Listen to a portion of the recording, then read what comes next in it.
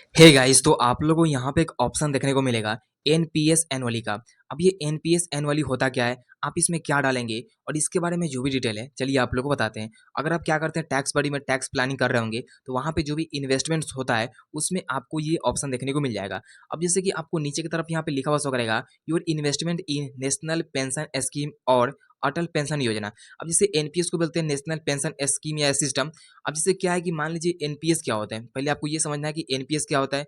Basically अगर मान लीजिए ये जो एनपीएस में अगर आप कोई भी पैसा जमा करता है तो इसमें क्या होता है कि जो भी रिटायरमेंट होता है उसमें आपको पेंशन के तौर पे आपको यहाँ पे पैसा मिलता है। मान लीजिए क्या करता है कोई यहाँ पे मान लीजिए एनुअली मतलब कि हर साल 30,000 रुपये जमा करता है, ठीक 30,000 रुपये जमा करता है।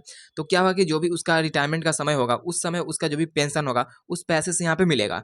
अब जैसे कि मान लीजिए अगर आपने इस साल को भी अमाउंट अगर आपने एनपीएस में जमा किया है तो उस अमाउंट को आप लिख सकते हैं। लेकिन अगर आपने कोई भी अमाउंट यहाँ पे जमा नहीं किया है या कोई भी अमाउंट जमा नहीं करते होंगे तो आप यहाँ पे जीरो लिखेंगे। बेसिकली उसमें जिसका भी एनपीएस का अकाउंट बना होगा वही लोग यहाँ पे क्या करेंगे, जो भी यहाँ पे एनपीएस में जो भी अमाउंट जमा करते हैं वो लोग यहाँ पे अपना अमाउंट यहाँ पे डालेंगे। तो कुछ इस तरीके से एनपीएस का मतलब होता है जो कि एनुअली आपको लिखना पड़ता है, साल का जो भी होता है उसको यहाँ पे लिखना होता है। तो कुछ भी डाउट या कुछ भी कंफ्यूजन है कमेंट जरूर कीजिएगा। वीडियो को लाइक करके चैनल सब्सक्राइब जरूर कीजिएगा।